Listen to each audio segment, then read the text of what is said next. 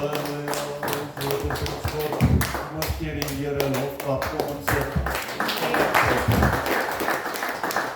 Hoe groot is ons God? Kan iemand op beskryf hoe groot is hy? Kan jy hom vergelyk hoe groot is hy? Is hy so groot of is hy so groot? Prys die Here.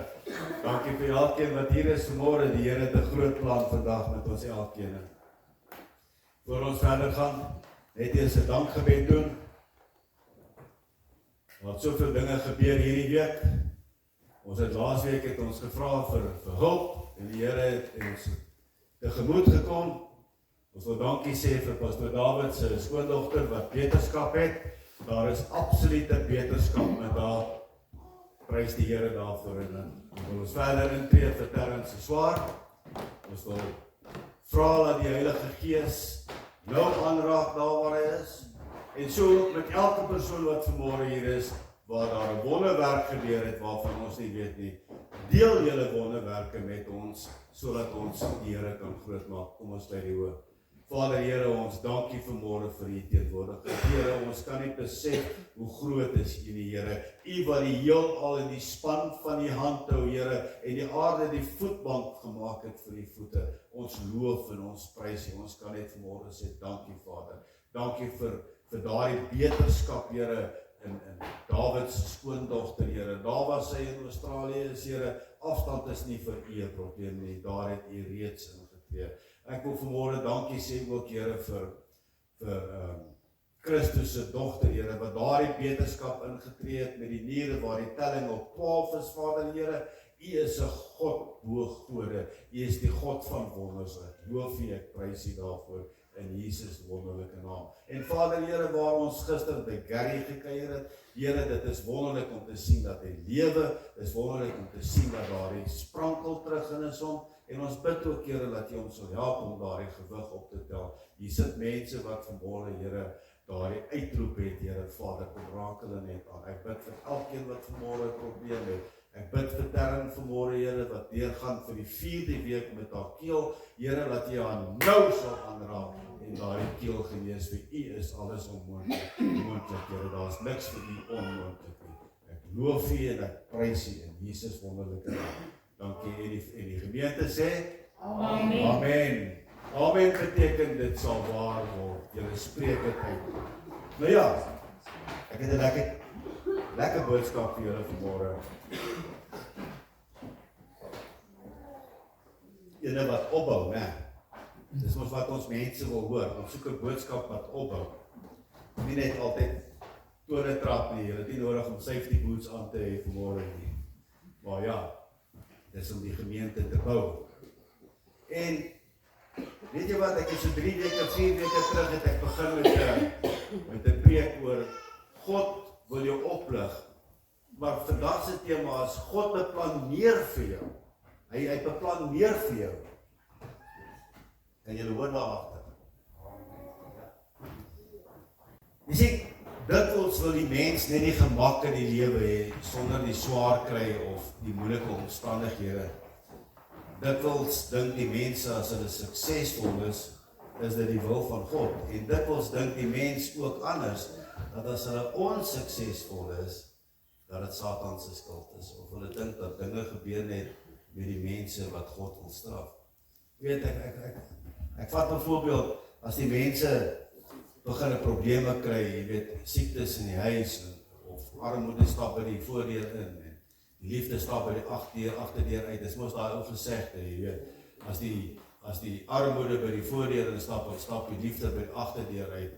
En dan sê hulle, dit is die Satan se skuld. Ernstig is dit die Satan wat my nou weer kataza. Hy ry my nou weer bloots en daai klas van goed is. Maar ons is verkeerd.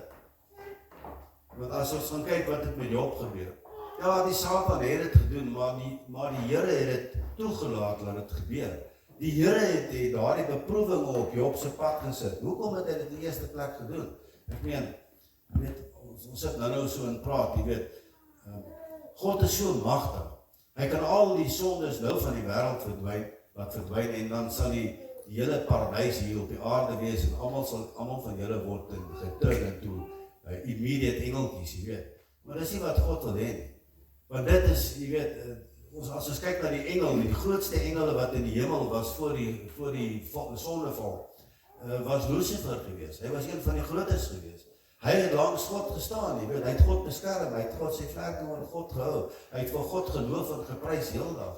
En tog het daardie engel het sonde gedoen en hy het geval en God het hom uitgewerk uit die hemel uit en het hom op die aarde gegooi en dis waar hy nou vandag nog probeer om die kerk van God weg te kry van God af. Ons het nou daaroor gepraat ook weer, jy weet, en dit is vir my so ironies dat daar soveel duisende denominasies is wat hulle self Christene noem. Maar wat is die groot rede van hierdie denominasies wat valse leringe verkondig? Wat is hulle groot doel? Hulle word gedryf deur Satan. En die enigste rede hoekom is om die kerk op te breek en die kerk van Christus agter hom aan te volg. Ek meen, ons kyk na die mense wat proklameer dat hulle apostel die hoogste mag en gesag het. Ons kyk na die mense wat die rokkies dra, wat sê, ek sal jou sondes van jou verwyder. Jy weet, in al daardie klas van goed is, daar's no other way, there's only one way, and God is the only way. Jesus sê, ek is die weg, die waarheid en lewe. Niemand kom na die Vader behalwe deur my nie. Dit is ook nou vir ons Johannes 3 vers 16 in die woord gegee. Elkeen wat glo in die naam van Jesus sal gered word. Elkeen wat bely sal gered word. Jy weet, dit is vir my lekker as ek sien hier kom nuwe mense, dit is lekker as daar nuwe besoekers inkom. Maar wat vir my wonderlik is vanmôre is nie wat ek reg doen nie. Dis ook nie wat pastoor David reg doen nie. Dis wat die Heilige Gees reg doen. Dis nie vir ons 'n medalje of ons 'n prestasie nie. Dis nie wat vir my wat julle dink daaroor nie. Weet jy wat? Dit is wat God dink oor wat hier gebeur. Dis waaroor dit gaan. Dit is oor wat God dink van ons gehoorsaamheid. Want God het vir ons opdragte gegee. En ons moet daardie opdragte uitvoer. En dit is wat die mense na die kerk toe terugbring. Heilige Gees wat die werk doen en hulle kom terug kerk toe, want hulle is honger, hulle soek God in hulle lewe. Dis waaroor dit gaan. Jy weet, wanneer ons hierdie evaluering doen in onsself wat hier gebeur, sodat ons vanmôre sien wat hier gebeur, dan kyk die Here dat hy so getrou is. Jy weet, toe ek daar by die huis sit en ek skryf hierdie woord in die week, ek dink dit was Woensdag gewees, het ek nie geweet, die gaan so baie mense vanmôre sit nie. Ek het nie geweet nie. Maar die Here het die woord gegee, en daarom sê hy, ons moet 'n eerlike evaluering doen en waar ons staan, die wat hulle aanbeveel nie. Jy kry ons daai ou wat sê, ek is die nuwe tydse evangelis, ek is 'n nuwe tydse profet, of ek is 'n nuwe tydse apostel. Jy weet, jy kry ons daai ou, ek beveel myself aan. Maar God moet jou aanstel. Maar hy ons beveel hulle self aan. Hy sê hierso, om met sommige van die wat hulle aanbeveel nie, maar omdat hulle aan hulle self meet en met hulle self vergelyk, verstaan hulle niks nie. Hulle meet met hulle self, hulle meet hulle met ander mense, hulle meet hulle met prestasies, en hulle verstaan niks nie, hulle weet nie waarna toe hulle gaan nie. Jy moet jou meet aan die hand van die Bybel, en God sal jou evalueer aan die hand van jou gehoorsaamheid. Wat is die twee groot werke wat hy vir ons gegee het om te doen? En jy het onthou. Matteus 6:33 sê vir ons, soek die koninkryk en die geregtigheid van God en alles sal vir jou bygevoeg word. Dis een van die groot werke en dit lei na die volgende ene. Gaan en maak disippels van elke volk, nasie en taal en doop hulle in die naam van die Vader, die Seun en die Heilige Gees. So, dit is waarna toe God ons gaan evalueer. En dan evalueer hy ons in ons gehoorsaamheid aan God. Dit wat in die woord geskryf staan. Of ons doen wat God vir ons sê in die woord. Doen ons die broederlike liefde. Lewe ons Galasiërs 5 vers 22. Lewe ons dit. Of is dit maar net nog 'n ding wat in ons kop is vasgesteek? Dit beteken ons maatstaf moet nooit met ander mense of ander bedieninge gemeet word nie. Weet jy wat? Die Bybel sê vir ons, waar 2 of meer in my naam vergader, daar is ek. Met ander woorde, daar is die kerk. So as julle nie hier is nie, en dis net ek en pastoor David en my vrou en sy vrou en een of 2 ander mense, beteken dit dis kerk. Ons hou kerk. Ons is die kerk en ons hou kerk. Ons eer God daarna toe. Wanneer ons voor Jesus staan, gaan hy ons nie oordeel volgens hoe ons gevaar het in vergelyking met ander. Hy sal ons oordeel in hoe ons gevaar het met die opdragte wat hy ons gegee het om te doen. En dis daai 2 opdragte wat ons moet onthou. Daarom moet ons onsself gereeld vra, bereik ons die doelwitte wat die Here vir ons gee? Nou luister baie mooi wat ek vanmôre vir julle sê. Die doelwitte wat die Here vir ons gegee het, is nie net vir my en pastoor Dawid nie. Dis nie net vir die oudstes in die kerk of die ouderlinge, want ons het gelukkig nie sulke goedes hierso nie. Maar dit is vir elke persoon wat hierso is. Elke persoon wat teenwoordig is. Dis die doelwitte wat God vir ons gegee het. Every person that receives that commands from God to do what God is required from him. So hy sê jy moet lewe vir die gees. Hy sê jy moet 'n voorbeeld wees vir die wêreld en dan moet jy uitgaan en daai gees en voorbeeld moet jy met die ouetjie daar op die straat gaan deel en sê, het jy gehoor van Jesus? Daai opnames wat gemaak word oor see op die internet, is daar video's wat gaan, waar mense maak hulle opnames en dan loop hulle met 'n selfoon en 'n mikrofoon, sommer in die mall, en sê, do you know Jesus? Nou, ken jy vir Jesus? Nog nooit gehoor van hom? Dit is hulle antwoorde. Hulle het nog nooit gehoor van Jesus nie en hulle volg. Dit is hulle antwoorde. Maar God wil hê ons moet uitgaan en ons moet met die mense gaan praat oor Jesus. Ons moet met hulle praat oor Jesus, want Jesus is die een wat dit vir ons moontlik gemaak het om te lewe. Jesus is die een wat dit vir ons moontlik gemaak het om die toekoms saam met ons Vader in die hemel te spandeer. Dis die enigste wy wat daar is, daar is geen ander wy nie. Kan ons voor hom staan met 'n hart van veroordeling met die wete dat ons die beste poging werk en geloof gedoen het om sy wil te bereik? Het ons die beste werke gedoen? Watter verandering en die enige moet ons in ons lewens maak? Jy moet jouself hierdie vraag vra.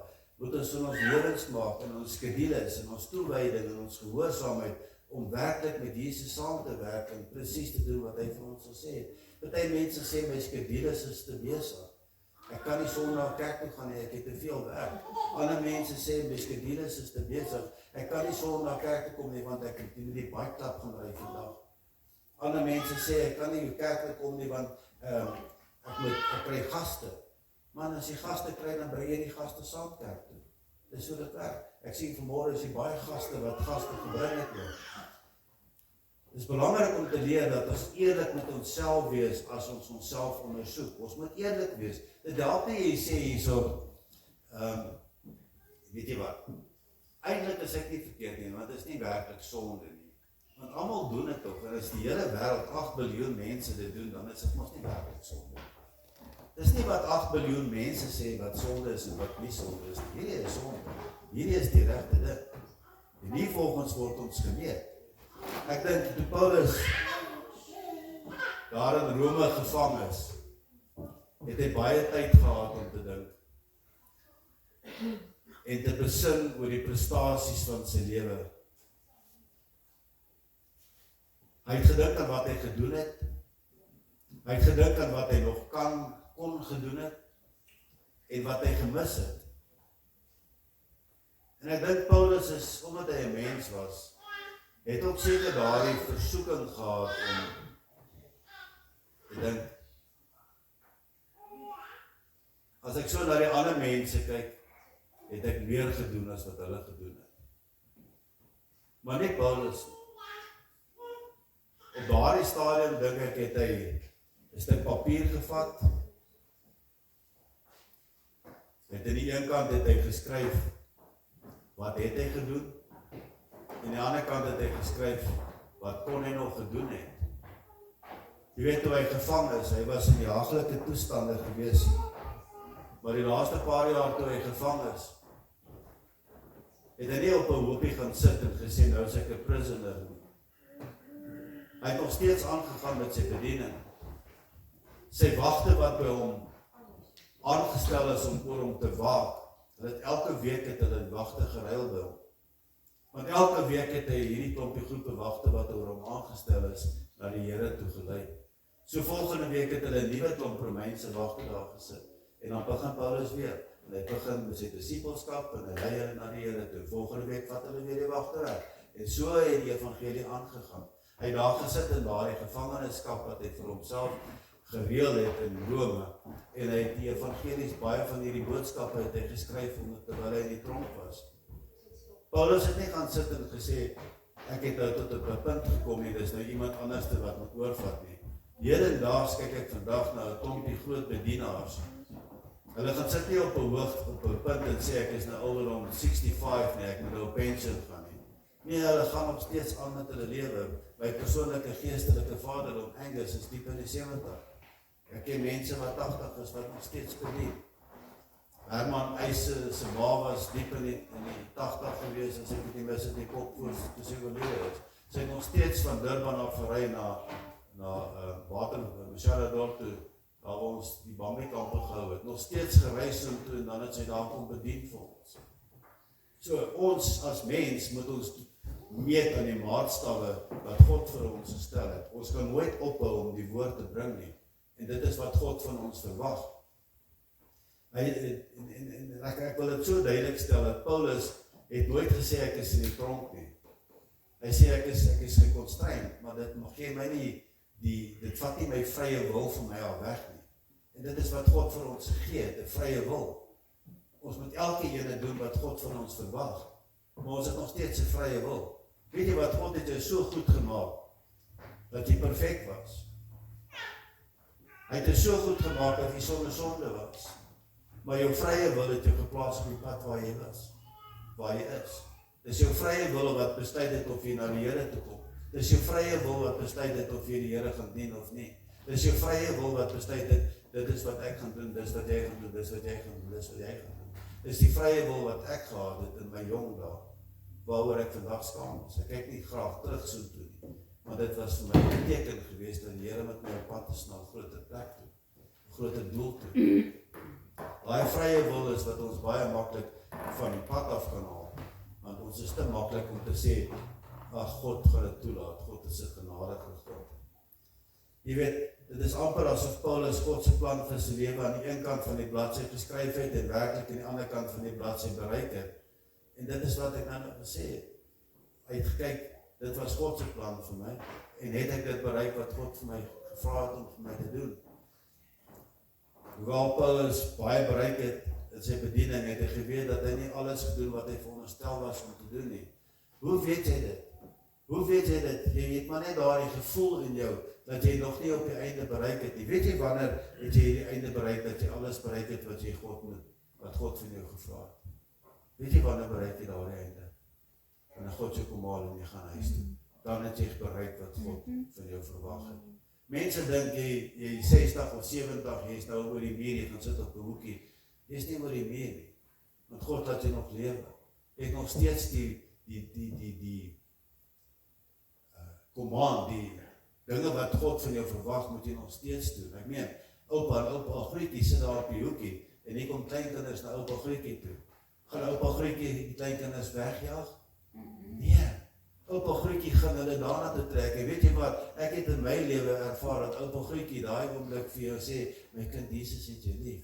En net daardie oomblik, jy raak het jou aan en jy verander jou lewe vir die res van jou lewe. Weet jy, Jesus het jou lief. Jesus het jou lief. Maak nie saak wat jy doen nie. Maak nie saak hoe verkeerd jy is nie. Maak nie saak of jy in sonde lewe nie. Jesus het jou lief. Die Bybel sê, niks wat jy doen in die hemel, op die aarde, onder die water, in die water, onder die water, sal jy skei van jou liefde van Jesus Christus nie. Niks. Jou liefde kan nie wegvat nie. Die enigste ding wat jou gaan skei van sy teenwoordigheid, maar nie van sy liefde nie. Dit is te mooi.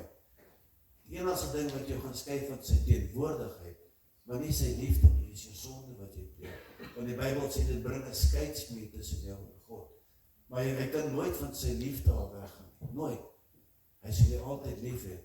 As toe Dawid het hier in die begin gesê, ek het hom lief want hy het my eerste lief gehad. Dit is baie waar. 1 Johannes 4 vers 19 staan daar geskryf, ek het u lief want u het my eerste lief gehad. En dit is die waarheid. Jesus het ons nog altyd lief gehad. Nog voordat ons bestaan het Jesus ons lief gehad. Nog voordat ons bestaan het Jesus, jy weet, jy gaan vandag in die kerk sit. Nog voordat ons bestaan het Jesus, jy weet, jy gaan vandag jou hart vir die Here gee. Nog altyd. Jesus het alles geweet. En heeltemal verdwaal van my plek af, ek het geen idee waar ek is nie. is hoe die Heilige Gees werk. Partykeer moet jy net toelaat dat die Heilige Gees die ding doen. Dit is partykeer die regte woorde. Maar ek wil hê, ek moet vanmôre ding, Paulus het baie belangrike woorde gesê. Hy sê, dit wat agter is, los ek daar so. Ek strek my uit na wat voor is. Wat het hy agter gelos daar so? Baie mense het gesê, hy het sy sonde agter gelos daar so. Hy het sy sonde agter gelos. Nou, dit is deel in die begin, nog voordat die Here hom aangeraak het op die pad van Damaskus. Nog voor dit. Daar agtergelaat, sy prestasies. Want as Paulus moes vastklou aan prestasies, sou hy nooit vorentoe kon gegaan het nie. Hy sou nooit vorentoe kon gegaan het om Galasiërs, Efesiërs, Hebreërs, Romeine te skryf. Hy sou dit nooit gedoen het nie, want hy sou vastgeklou met, wat ek nou gesê het, hy gaan gesit het en gesê, ek het hierdie piek bereik, ek het die baar gestel. Kom ons kyk wie kan oor die baar kom, en beter doen as ek. Dis nie wat Paulus gedoen het nie. Hy het aangegaan. Hy daai baar het hy vergeet wat agter is. En daar kom die woorde, en ek strek my uit na wat voor is. Ek hou my oë gefestig op die eindstreep wat Jesus is, nie die kruis nie. Hy sê, ek hou my oë gefestig op die eindstreep wat Jesus is. Wonderlik, hè? As Paulus daardie baar gestel het en 'n hoekie gaan sit het, dink jy die kerk sou nie gewees het wat die kerk sou vandag gewees het nie. Want God het Paulus kragtig gebruik om die kerkreëls vas te stel. Ja, die kerkreëls. Een van die kerkreëls in Romeine 8, vers 1. Daar staan nou geen veroordeling vir die wat in Jesus Christus is nie. Wauw! Geen veroordeling vir die wat in Jesus Christus is nie. Maar elders staan daar geskryf, jy is reeds geoordeel, omdat jy nie glo nie. In Johannes 14 staan daar geskryf, jy is reeds geoordeel, omdat jy nie glo nie. Is die Bybel nie wonderlik nie? Hy gee vir ons die maatstaf om gered te word, maar hy gee ook die maatstaf vir ons om te verander, om by Jesus uit te kom. Dit is die belangrike ding. Christus oorwinnings is Christus oorwinnings. Ons moet nie vasthou daar nie. Daar's baie goed in my lewe gebeur vandat ek my hart vir die Here gegee het. Maar dit is nie waarna ek vasklou nie. Ek klou nie vas aan die persoon wat ek na die Here toe gelei het, toe op sy sterfbed gelê het. Ek klou nie vas aan die persoon wat uit ICU uitgekom het nie. Na 3 dae nie. 2, 3, 4 persone nie. Ek klou nie vas aan die beterskap wat in ander mense se lewe gegaan het nie. Dit is nie waaroor dit gaan nie. Dit is dankbaarheid wat ons moet getuig na God toe. Dat God die mense genees het. Dat God die werk gedoen het. Ek kan nie daaraan vasthou nie, want dit is nie my prestasie nie. Dit is nie die kerk se prestasie, dit is God se prestasie. Maar ons gehoorsaamheid, hoe ons daardie lewe gaan uitlewe daarna toe vorentoe, dit is waarna toe God wil hê ons moet wees. God wil hê ons moet vorentoe gaan in die lewe. Hy wil vir ons beter gee. Jy weet, en dit bring my by hierdie belangrike tema vanmôre, God wil vir ons meer gee. Hy sê, Jeremia 29 vers 11, almal ken die versie. Want ek ken die planne wat ek vir julle het, spreek die Here. Planne om julle voorspoedig te maak en julle nie leed aan te doen nie.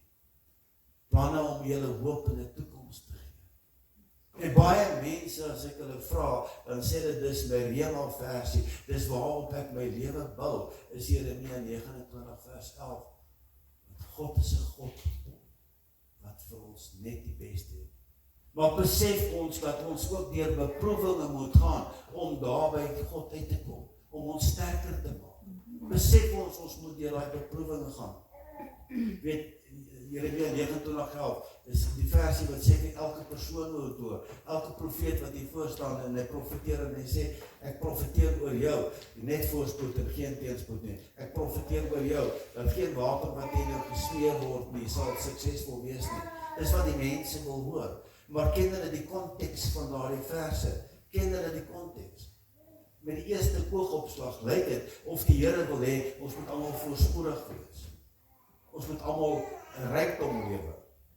Ons moet almal lewe sonder om swaar te kry. In die eerste oogopslag lyk dit so, as ons hierdie vers se konteks kyk. Maar kom ons gaan kyk daarna. Weet, in ongeveer 587 voor Christus het Babylon Juda binnengeval en gedwonge verskywing gemaak met die Jode. Hulle het hulle gevang en het hulle weggevoer na Babylon toe. Dit was in 587 voor Christus.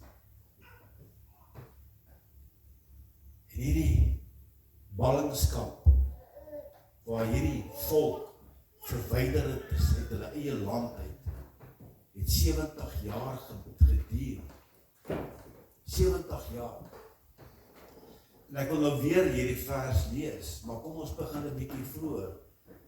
En ons begin in vers 10. En dit is wat die Here sê, wanneer 70 jaar vir Babylon voltooi is, sal ek na jou toe kom en my goeie belofte vervul, om jou terug te bring na hierdie plek toe, want ek ken die planne wat ek vir julle het, spreek die Here, planne van voorspoedig te maak en nie leed aan doen nie, planne om julle hoop en 'n toekoms te gee. So hy sê, hoor verder, dan sal julle my aanroep en tot my kom bid, en ek sal na julle luister.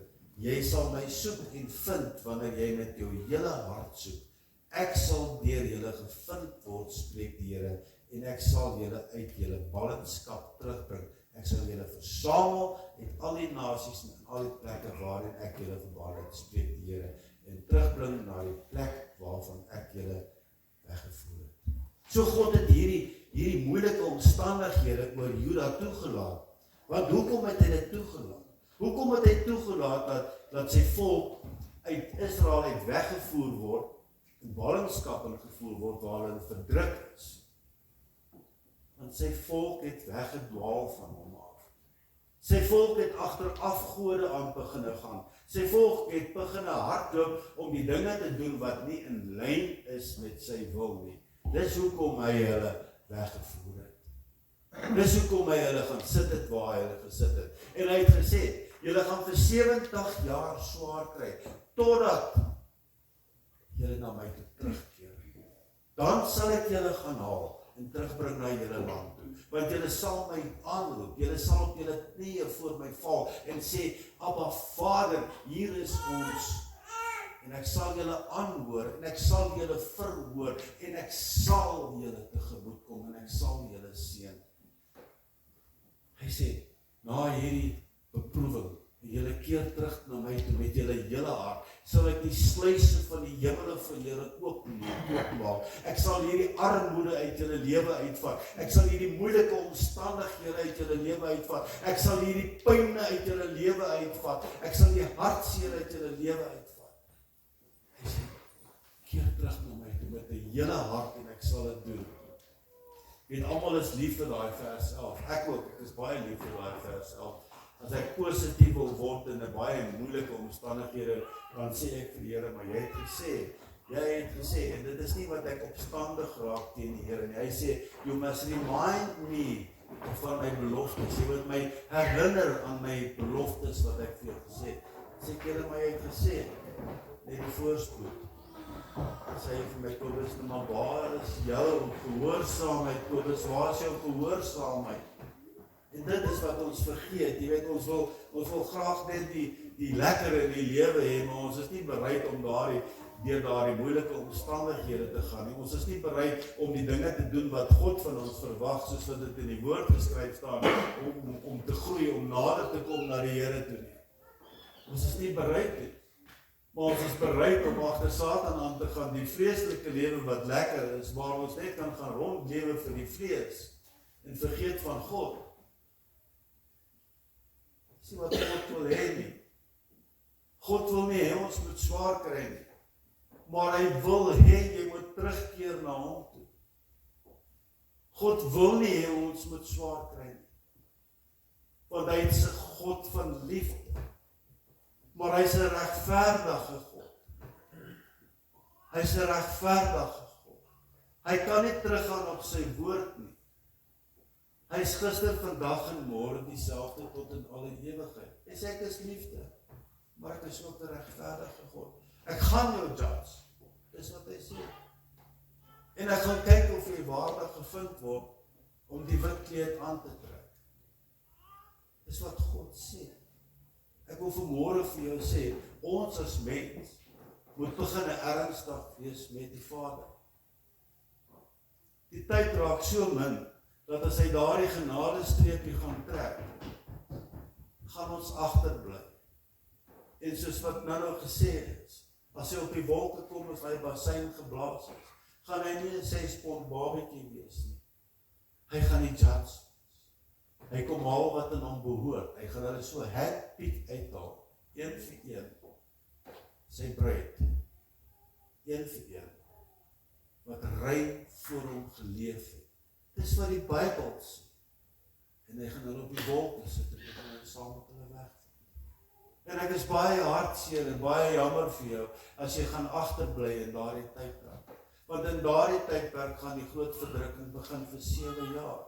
Daardie groot verdrukking wat die mensdom nie gaan deurkom sonder die krag van God nie. Baie mense gaan in daardie tyd die gemak aangaan, die gemak, hulle gaan die nommertjie vat en sê 666. I will have calls, I will have protection, I will have that. But you've lost your life forever and ever. You've lost the presence of God forever and ever if you put that 666 on your hand. God sê, ek wil jou hê, maar keer terug na my toe. Jy weet, en dan daardie tydperk, dan as hy daar op die wolke is, die paar mensies wat gaan agterbly, wat gaan volhard. Die Bybel sê hulle gaan volhard. En nie die merk van die dier vat nie. Hulle gaan saam met God gaan, hulle gaan doodgemaak word, maar hulle gaan saam met God gaan, dit gaan die eerste opstanding wees. En weet jy wat, hulle gaan vir 1000 jaar saam met Jesus regeer op hierdie aarde, in die tydperk van vrede. Daardie mensies wat volhard het, hulle gaan regeer.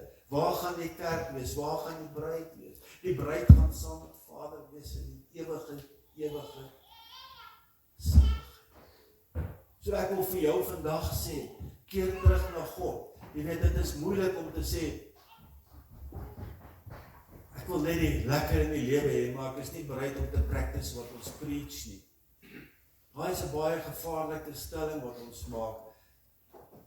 Jesus het ons beloof dat ons hierdie lewe probleme sal hê. Hy het vir ons gesê, hy het gesê daar gaan probleme in jou lewe wees. Ons sal beproewinge beleef en daardie beproewinge is 'n werklike gawe van God. Die beproewinge waardeur jy gaan is presies wat jy nodig het om Jesus beter te leer ken. Man, dit is 'n stelling wat ek vir jou sal bewys. Die beproewinge waardeur jy gaan is presies wat jy nodig het om Jesus beter te leer ken.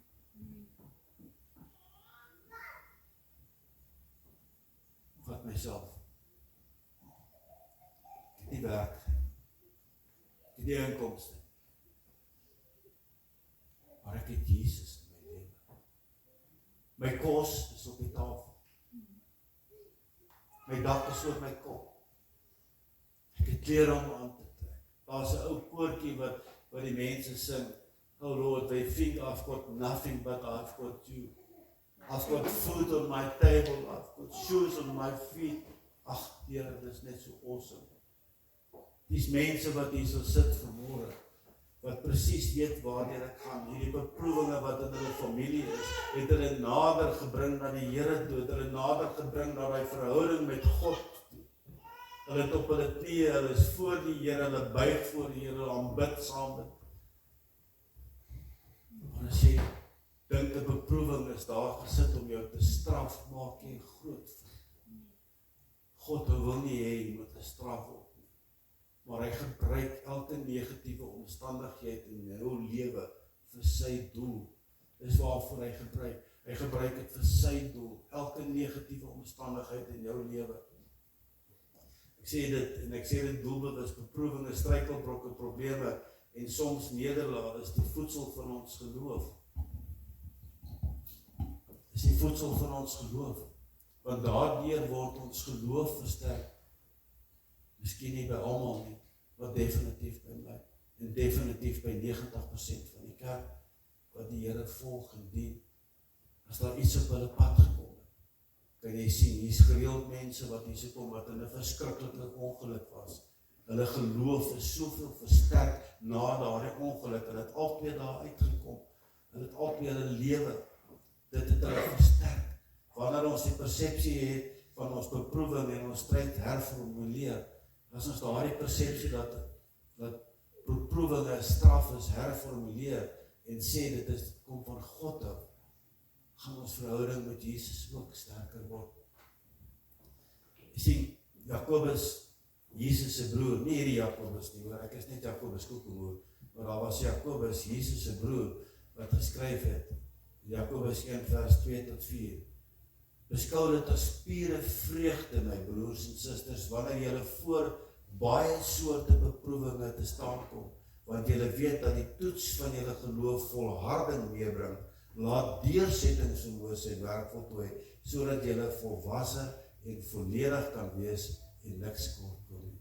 Die sê, laat dit toe, wat dit in jou lewe is, maar gebruik dit om jou geloof te laat groei, om nader na die Here te trek. Het jy besef, hoe nader jy na die Here toe trek, hoe meer trek die Here nader. As jy twee magnete vat, 'n noord en 'n suidpool, en jy hou hulle teen mekaar, as jy hier so hou, dan voel jy, daar is 'n bietjie trekkrag.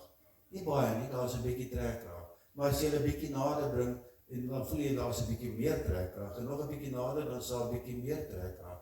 En as jy nog nader bring, dan voel jy nou is daar baie trekkrag. En tot op 'n stadium wat jy nie eens met die ding kan hanteer nie, en hy slaan teen mekaar vas. Net so is jou verhouding met Jesus Christus. As jou verhouding ver van die Here af is daar geen trekkrag na die Here toe nie. Maar hoe nader jy na die Here kom, hoe nader hoe sterker word daardie trekkrag na die Here toe, so sterk dat jy nader aan een word. Die Here Jesus sê, ek is in die Vader, en die Vader is in my, en ek is in julle, en julle is in my. En dan is dit daai oomblik wanneer daardie trekkrag so sterk is, dat jy dit nie kan weerstaan nie. Dis daardie krag van die Heilige Gees wat dan in jou werk. Jy weet, Josef, die vader van Jesus, het 'n geweldige beproewing op hom gehad. Nou kom ek stel dit vir jou so. Hierdie beproewing wat hy op hom gehad het is, hier is sy verloofde, sy se maagd. Maar hierdie maagd van hom is wel almal ken haar as sy se maagd. Almal ken haar as sy se maagd. Maar nou all of a sudden hoor die hele dorp dat hierdie maagd van Josef is nou swanger. Josef, jy was baie stout geweest. Of Maria, jy was baie stout. As dit nie Josef was nie, dan was hy baie stout geweest. Jy verstaan? So Josef het hierdie groot beproewing in sy lewe gehad. Hy moes sy naam beskerm en hy moes ook hierdie maagd se naam beskerm. So in die nag praat die Here met hom en hy sê vir hom, vat jou gesin en trek vir haar. En hy vat sy gesin en hy trek. Twee redes hoekom hy getrek het. Want die koning, Herodes, wil graag vir Jesus doodgemaak het, want hy was bang vir Jesus, hierdie nuwe koning wat gebore is. Maar die tweede rede is, hy wil hierdie gesinnetjie se eer beskerm het. En daar gaat hy met hom. Maar daar terwyl hy weggaan, het hy nie gaan sit en sê, ek is nou nie meer in Egipte land nie, ek kan nou doen wat ek wil nie, niemand sien my nie, die Holy God is in Israel, die Holy God is in Israel, ek is in Egipte land, ek kan doen wat ek wil nie. Hierdie Josef het daar gaan sit in Egipte, en hy het nog steeds gedoen wat God van hom verwag het om te doen. Hy het nog steeds die wil van God uitgevoer, hy het nog steeds sy kinders geleer in die vrees van die Here. Hy het nog steeds het hy die sakramente gehou wat vir hom voorgeskryf is. Hy het God aanbid daar in die heidenland. Totdat God hom teruggevat het. Hy is deur hierdie beproewinge. En ons sien, hy keer terug daarna hierdie tuisdorpie toe waar hy weggevat is van, en hy keer terug so toe met 'n gesin. En die mense kyk hom so aan en hy sê, Moses, ag Josef, nou het jy 'n gesin, het nou Jesus seentjie, en nog 'n Jakobus, en ons leer van sy sissies, en ons sien, hoe groot is God. Niemand onthou wat van die maagd, maar hulle sien hierdie gesin voltalig. Dit is 'n groot beproewing. En Josef het sy fokus gehou by wat die Here vir hom gesê het om te doen. Hy het Jesus beskerm. Want as hy Jesus nie beskerm het nie, as hy nie daardie beproewing op hom geneem het nie, sou Jesus nie ons redder geword het nie. Imagine, Herodes het vir Jesus doodgemaak. Toe hy sy mense gestuur het om te gaan kyk, alle seentjies onder daardie ouderdom moet doodgemaak word. Imagine, hy het vir Jesus doodgemaak. Dan het ons nie 'n redeemer gehad nie. Dan het ons nie 'n verlosser gehad nie, wat vir ons op die kruis gesterf het en vir ons daardie liefde moontlik te maak wat God vir ons het nie. Dat ons kan uitroep, Abba Vader nie. Want dit is deur hom, Jesus, dat ons daar is. En ons leer, Jesus was by alles teenwoordig gewees. Hy was tot met die skepping teenwoordig gewees, in Spreuke 8. Hy was tot met die skepping teenwoordig. In Genesis 1 sê, die Here, hulle was al 3 dae gewees. Hy was al 3. Jesus was daar, die Gees was daar, en die Vader was daar. Dis awesome net om te weet dat Jesus ons lewe is, dat Jesus ons redder is. Spreuke 16 vers 4. Luister mooi wat ek vanmôre vir jou sê. Spreuke 16 vers 4. Die Here het sy doel met alles, selfs 'n goddelose bestaan vir die dag van onheil. Jy gehoor wat ek sê? Die Here het 'n doel met alles, selfs die goddelose se bestaan vir die dag van onheil. Wat 'n dag? Dis daai dag van die oordeel. Hy het 'n doel daarmee ook. Kry jy lekker daarom? Nee, daar staan geskryf, hy het geen behaag daaraan dat die goddelose tot niet gaan nie. Maar hy het 'n doel daarmee. Jy gaan geoordeel word. In Romeine 8:28, en ons weet dat God alles laat saamwerk tot voordeel vir diegene wat God lief het en volgens sy doel vir hulle geroep is. En dat alles vir die wat God lief het. Daar is 'n verskil om te sê, ek is 'n Christen, jy het God nie lief nie. Jy moet jou liefde word bewys in gehoorsaamheid, eerstens aan God. Jou liefde vir God word bewys in daardie gehoorsaamheid tot God. Jy weet, dit is asof die mensdom baie bang is vir God se plan. Baie van die mens hardloop weg. Want dit is asof hulle te bang is om uit daardie gemaksones uit te kom waar hulle is. Jy weet dat die mensdom is in daai gemaksones. Dit is vir hulle lekker daar. Dit is vir hulle lekker om die sonde te doen. En die sonde is enigiets wat uit die wil van God is. Uit lyn uit is met God. Dis die sonde. Dis vir hulle lekker om dit te doen. Dis vir hulle lekker om te gaan kuier. Dis vir hulle lekker om dit te doen of dat te doen of dat te doen. En ek wil nie die sonde by die naam noem vanmôre nie, want jy weet wat is jou sonde in jou lewe. Maar wat ons mis, wat ons vanmôre mis, is dat God se plan doelgerig is. God se plan met hierdie beproewinge in jou lewe is doelgerig. En dit was nooit om 'n gemaklike lewe te gee nie, maar eerder om ons van ons sondes te red. Dit was God se plan van die begin af. Dis nie om vir ons 'n casual life te gee op aarde nie. Dit is om dat ons gered kan word, dat ons verenig kan word, herenig kan word met God. In Petrus se eerste preek, daar in die boek Handelinge 2 vers 38 sê, bekeer julle en laat julle doop in die naam van Jesus Christus tot vergifnis van julle sondes. Bekeer julle en laat julle doop in die naam van Jesus Christus tot vergifnis van sondes. So as jy daardie bekering gedoen het, die sonde wat agter was, het God weggewas. Maar dit beteken nie weer, jy moet aanhou sonde nie. Want as jy bekeer, is jy 'n nuwe skepsel, 'n new creation. Jy strek jou uit na wat voor is, jou fokus is op Jesus. Jy lewe na jou nuwe doelpunt, jou nuwe eindpunt toe.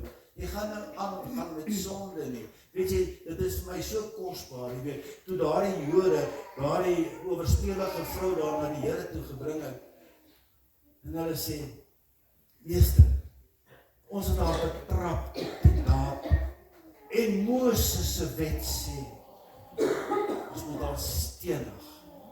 Maar wat sê jy? En En Jesus het hulle so gekyk, en hy het afgebuk, en hy het so in die grond geskryf, en hy het opgestaan, en hy het weer afgebuk, en hy het weer so in die grond geskryf, en hy het gesê, laat jy wat sonder sonde is, die eerste klip gooi. En hy het weggegaan, van die oudste tot die jongste. Niemand is sonder sonde. En hoe kosbaar is die liefde van ons Jesus, net nie op daai oomblik nie. Hy sê, my dogter, ek oordeel jou ook nie. Maar hy sê, gaan heen en sondig nie meer nie. Gaan heen en sondig nie meer nie. En dit is wat God vir ons sê. Jou sondes, die oomblik as jy bekeer, is weggewas. Ek vergeet dit totaal en al. So ver as die ooste van die weste van mekaar af is, verwyder ek dit. Dink nie meer daaraan nie. Hy sê, gaan heen en sondig net nie meer nie. Hy sê, bekeer jou en laat jou doop tot vergifnis van sondes en jy sal die gawe van die Heilige Gees ontvang. Jy wat ernstig is met die Here jou God, die oomblik as jy daai water uitkom, die gawe van die Heilige Gees is met jou. Jy weet, toe Here Jesus wat sonder sonde was, onder daai doopwater uitgekom het, en hy kom so uit, kom die Gees van God in die vorm van 'n duif, en hy kom sit op hom, en het bevestig die profesie wat vir Johannes die doper gegee is. Hy het gesê, aan hom wat die Gees van God soos die vorm van 'n duif kom, dit is die lam van God wat gekom het om die sondes van die wêreld weg te neem. O, Here, en ons is nie ernstig met ons God nie. Jy weet, ek wil jou vandag vra, as jy bereid is om daardie ernstigheid in jou lewe, bid, keer terug tot die Here toe. Skakel vir my of vir David, ons is daar vir jou, ons sal jou help, ons sal nooit jou oordeel nie, want God het ons aangestel om die mense, die kudde te beskerm, die kudde na Jesus Christus toe te lei. Matteus 28:19 tot 20 staan daar geskryf, gaan dan en maak disippels van al die nasies, doop hulle in die naam van die Vader en van die Seun en van die Heilige Gees en leer hulle om alles te gehoorsaam wat ek julle beveel het. Dit is wat ons moet doen. Ons moet Sondag vir Sondag hierso sit. Ongelukkig of gelukkig daarvoor is die woord soos 'n skerp tweesnydende swaard. So ons gaan 'n harde boodskap bring, want die Bybel sê hy is soos 'n skerp tweesnydende swaard wat skeiding bring tussen murg en been, tussen broer en suster, tussen pa en ma. Dit is so. Maar die liefde van Christus oorwin al hierdie dinge. En ek wil vandag vir jou sê, Jesus gee vir jou hierso een van die grootste beloftes wat jy ooit kan vashou. Hy sê daar, en leer hulle om alles te gehoorsaam wat ek julle beveel het. En waarlik, hoor wat sê hy, waarlik, vers 20, ek is met julle altyd tot aan die einde van die wêreld. Saam wie? Saam die gelowige, die bekeerde, hy wat Jesus aangeneem het as zaligmaker en verlosser. Hy sê, ek is saam julle tot aan die einde van die wêreld. Hy los ons nie alleen nie. Hy het sy Gees vir ons gegee. Die Heilige Gees het hy vir ons gegee. Hy sê, ek gee vir jou die pakkleed. Die Heilige Gees gee ek vir jou. Jesus sê daar in Openbaring, wie in my glo, wie my Vader lief het, ek en my Vader sal kom woning inmaak hom. Ek los jou nie tot aan die einde van die wêreld nie, het hy in Matteus gesê. Ek is met jou. Jesus is met jou. Al die pad. Jy dink nie so nie, maar die Gees van God is in jou en Jesus is met jou. En die drie is een. God, die Almagtige, is met jou waar jy gaan. Hy is alomteenwoordig. Hy los jou nooit alleen nie. God roep ons nie om kerk toe te gaan nie, hy roep ons om die kerk te wees. Hy roep ons nie om kerk toe te kom nie, hy roep ons om die kerk te wees. Daar is 'n verskil om die kerk te wees, sy bruid te wees, om die lewe daar buitekant te leef soos wat Jesus is. Dis waarvoor hy ons roep. Hy roep ons nie om hier te kom sit en dink aan wat gebeur daar buite nie. Hy dink nie aan vanmiddag gaan ek vleis braai, wat gaan ek opsit, gaan ek 'n skaapbout op skaapchoppie opsit, 'n varkchoppie, of gaan ek 'n stukkie hoender opsit nie. Ek is vandag lus vir 'n T-bone. Hy roep ons nie om hier te kom sit en dink wat ons gaan doen na die kerk nie. Hy sê jy moet uitgaan, jy is die kerk, wie is die kerk? Dit is sy opdrag aan ons. Jy weet, ek het heel môre het ek wakker geword met hierdie koortjie en ek het hom vinnig gaan aflaai en ek gaan hom kyk of ek die musiek kan kry. Want dit is daai touching Jesus koortjie. Ek wil vir jou vers 1 lees. A woman tried many physicians, 'n sekere dokter, weet jy, yet grew worse. So to Jesus he came. And when the crowd tried to restrain her, she whispered these words through her pain. She whispered these words through her pain and said, touching Jesus is all that matters. Then your life will never be the same. There's only one way to touch him. Just believe when you call on your name. Just believe when you call on his name. En dit is wat vir my so mooi is, né? God se plan partykeer is teë mekaar. Ons is na Josef kyk. Dis 'n teë mekaar plan gewees. Maar die einddoel daarvan is een van die grootste planne wat God ooit gehad het. En dit is om sy kerk te roep, sy kerk te reinig, sy kerk by mekaar te bring. Om dit wat hy geskep het, nie vir die Satan te gee nie, maar vir sy Vader te gee. Dan sal Jesus se doel voltooi wees, want hy alles kan oorhandig aan sy Vader. Hy sê dit, want op daardie tyd sal ek alles oorhandig aan my Vader. Nou het sy Vader alles in sy hand gegee. Hy sê in Matteus 28, alle mag is in my gegee. Alle mag is aan my gegee. Maar wanneer hierdie kerk gereinig het, en wanneer hierdie aarde skoon gemaak het van Satan en sy trawante, dan gee hy so terug vir sy Vader en sê, Vader, my opdrag is voltooi. My opdrag is voltooi. Dit behoort aan nie.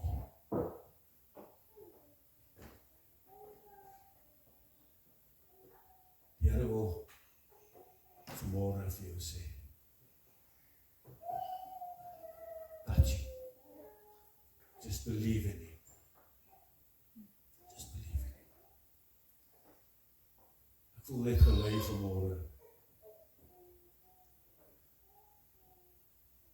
Touching Jesus is all that matters.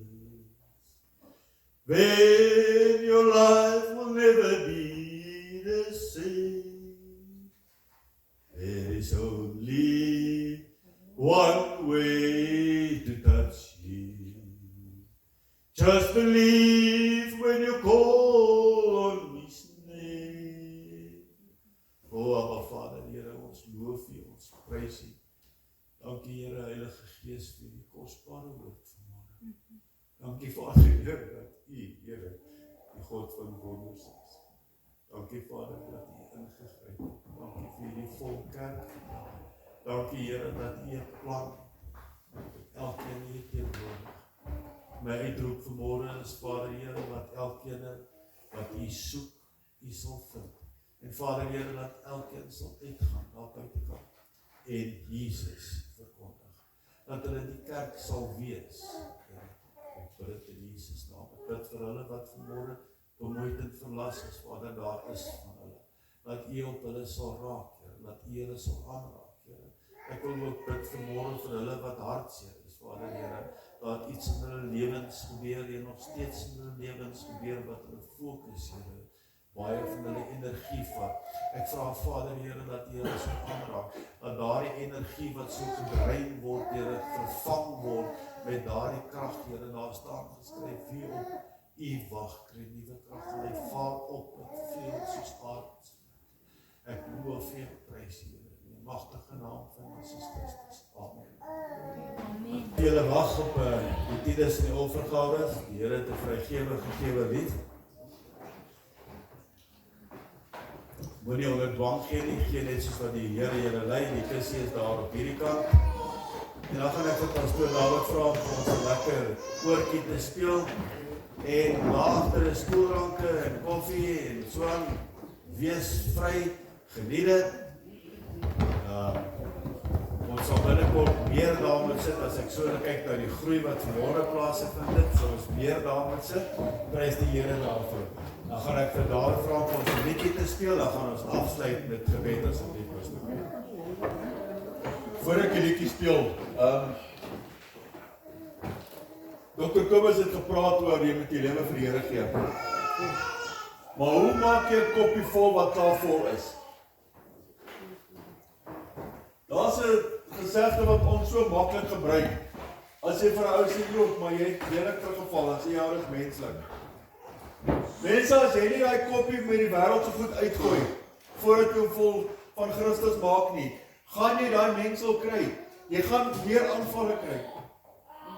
Maak jou koppie leeg voordat jy hom vol God se lewende water maak. Dis die dag wat jy tot bekering kom en deur daai doopwater gaan, wat jy alles uitgooi en 'n nuwe lewe begin, 'n leë koppie wat jy stelselmatig vol maak. Ons is nie groot gebore nie, ons is klein gebore. So as jy uit die water uitkom en sê nuut gebore kind van God, so jy moet opgroei. En hoe groei jy op? Deur die woord van God te bestudeer. Deur elke tyd wat jy kry om met Jesus te praat. Om met jou medemens oor Jesus te praat, dis hoe jy groei, dis hoe jy opgroei. En dis hoe jy van die melkkos af weggaan na die vaste voedsel toe. Dis hoe jy opgroei. Wonderlik.